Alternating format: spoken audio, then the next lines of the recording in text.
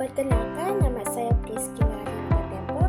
Saya mahasiswi dari Universitas Pembangunan Indonesia Manado dari kelas A4 semester 1 dengan NIM 241421094 dari Fakultas Keperawatan Program Studi Ilmu Keperawatan.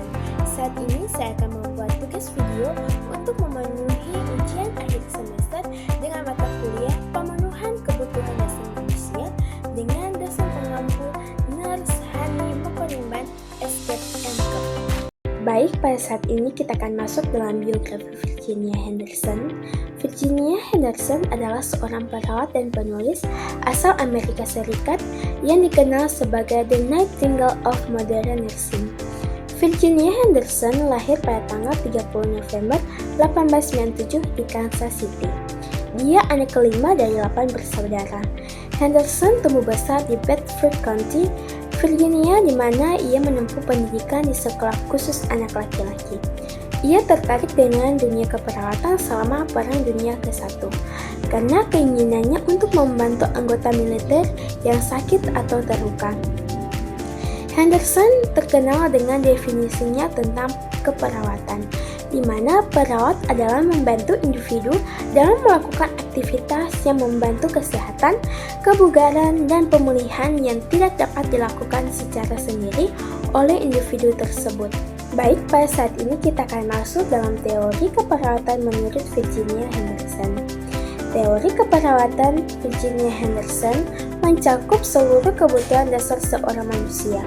Henderson mendefinisikan keperawatan sebagai membantu individu yang sakit dan yang sehat dalam melaksanakan aktivitas yang memiliki kontribusi terhadap kesehatan dan penyembuhannya, di mana individu tersebut akan mampu mengerjakannya tanpa bantuan bila ia memiliki kekuatan, kemauan, dan pengetahuan yang dibutuhkan. Dan hal ini dilakukan dengan cara membantu mendapatkan kembali kemandiriannya secepat mungkin.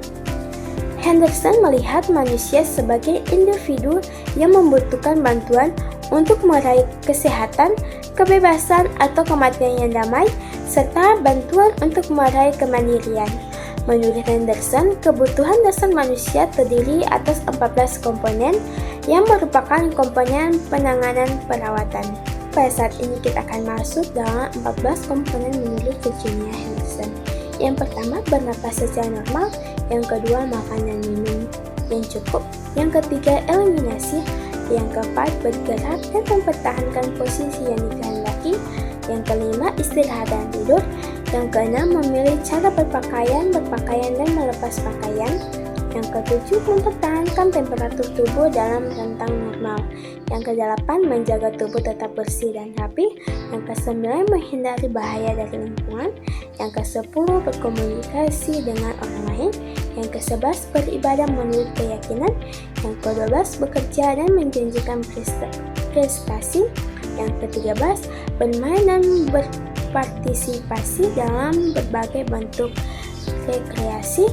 Yang ke-14, berperang atau berpartisipasi dalam berbagai bentuk rekreasi. Baik, pada saat ini kita masuk dalam teori konsep Henderson pada praktik keperawatan. Dalam teori keperawatan, Virginia Henderson mencakup seluruh kebutuhan dasar seorang manusia. Henderson memberikan 14 kerangka kerja dalam melakukan asuhan keperawatan. 14 komponen tersebut dalam asuhan keperawatan dasar pada tingkat asuhan individual mengacu kepada aktivitas dalam kehidupan sehari-hari dari seseorang. Perawat membantunya dengan fungsi-fungsi ini atau membuat kondisi sehingga memungkinkan klien melakukan hal-hal berikut ini. Baik, kita masuk. Yang pertama, ada bernafas dengan normal. Bantuan yang dapat diberikan kepada klien oleh perawat adalah membantu memilih tempat tidur, kursi yang cocok, serta menggunakan bantal, alas, dan sejenisnya sebagai alat pembantu agar klien dapat bernafas secara normal, dan kemampuan mendemonstrasikan dan menjelaskan pengaruhnya kepada klien, memberikan fasilitas oksigen jika pasien sesak napas. Yang kedua, kebutuhan akan nutrisi.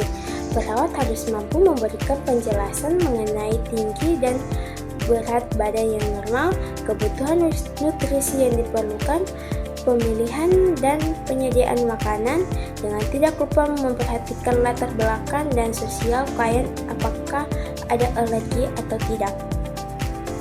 Yang ketiga, kebutuhan eliminasi. Perawat harus mengetahui semua saluran pengeluaran dan keadaan normalnya, jarak waktu pengeluaran dan frekuensi pengeluaran. Perawat juga membantu pasien dalam hal bab dan bak. Yang keempat, gerak dan keseimbangan tubuh. Perawat harus mengetahui tentang prinsip-prinsip keseimbangan tubuh miring dan bersandar. Yang kelima, kebutuhan istirahat dan tidur. Perawat harus mengetahui tentang pergerakan badan yang baik dan juga mengajarkan bagaimana cara mengontrol emosi yang baik. Selain itu, perawat membantu pasien untuk mendapatkan posisi tidur yang baik dan merubahnya agar tidak terjadi lecet. Yang keenam, kebutuhan berpakaian. Perawat dasarnya meliputi membantu klien memilih pakaian yang tepat dari pakaian yang tersedia dan membantu untuk memakainya. Lalu mempertahankan temperatur tubuh atau sirkulasi. Perawat harus mengetahui psikologi panas dan bisa mendorong ke arah tercapainya keadaan panas maupun dingin dengan mengubah temperatur, kelembaban atau pergerakan udara, atau dengan memotivasi klien untuk meninggikan atau mengurangi aktivitasnya. Yang kedelapan, kebutuhan akan personal. Perawat harus mampu untuk memotivasi klien mengenai konsep kesehatan bahwa walaupun sakit, klien tidak perlu untuk menurunkan standar kesehatannya dan bisa menjaga tetap bersih, baik fisik maupun jiwanya. Yang kesembilan, kebutuhan rasa aman dan nyaman. Perawat mampu melindungi klien dari trauma dan bahaya yang timbul yang mungkin banyak faktor yang membuat klien tidak merasa nyaman dan aman.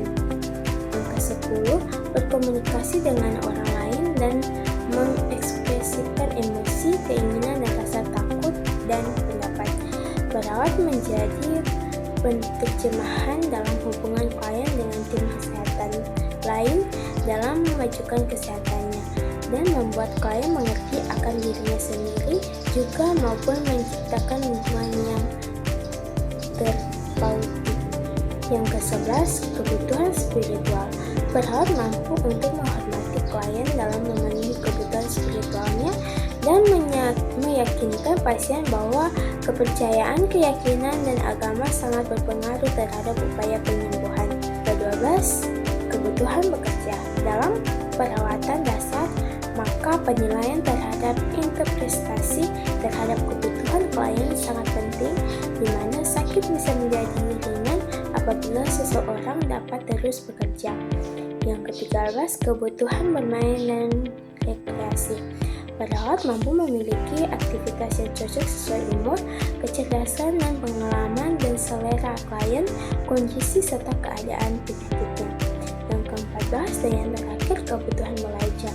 Perawat dapat membantu klien belajar dalam mendorong usaha penyembuhan dan meningkatkan kesehatan serta memperkuat dan mengikuti rencana terapi yang diberikan.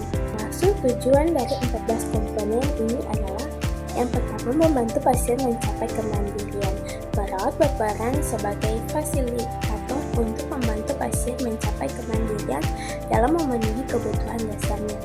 Yang kedua, meningkatkan kualitas hidup. Dengan memenuhi kebutuhan dasar, kualitas hidup pasien dapat meningkat secara signifikan. Yang ketiga, mempercepat proses penyembuhan. Memenuhi kebutuhan dasar dapat mempercepat proses penyembuhan pasien. Penerapan dalam praktik keperawatan. Kita masuk pada kesimpulan. Teori Virginia Henderson berfokus pada 14 kebutuhan dasar manusia yang perlu dipenuhi agar seseorang dapat mencapai kesehatan optimal dan kemandirian. Kebutuhan ini mencakup aspek fisik, psikologis, dan sosial. Tujuan utama teori ini adalah membantu perawat memahami dan memenuhi kebutuhan pasien secara holistik sehingga pasien dapat kembali mandiri dalam melakukan aktivitas sehari-hari. A few moments later. Nah, kalian masih bingung mau pilih kampus yang mana? Ayo bergabung bersama kami di Universitas Pembangunan Indonesia Manado. Di sini terdapat 6 fakultas loh. Yang pertama itu ada Fakultas Keperawatan, yang kedua ada Hukum, yang ketiga ada Teknik, yang keempat ada Fisip, yang kelima Pertanian, dan yang terakhir ada Fakultas Sastra. Nah, ayo tentukan pilihanmu mulai dari sekarang. Kami tunggu ya di Universitas Pembangunan Indonesia Manado. Bye-bye!